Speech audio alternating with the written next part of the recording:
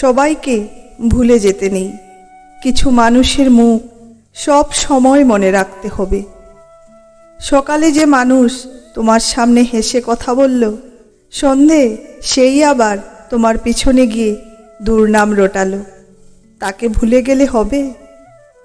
যার দরজায় অপমানিত হয়ে ফিরে এসেছিলে, সে রাজভোগ খেতে দিলেও তার অপমান কি করে ভুলবে বলো তো? তোমার ক্ষতি করে যে আনন্দ পায়, তার থেকে সদুপদেশ শোনার আগে পুরানো ক্ষতির কথা মনে রাখবে না?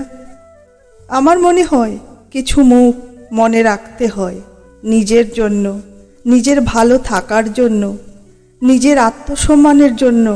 সব ক্ষতি, সব অপমান যেমন হজম করতে নেই, তেমনি সবাইকে ক্ষমাও করতে নেই।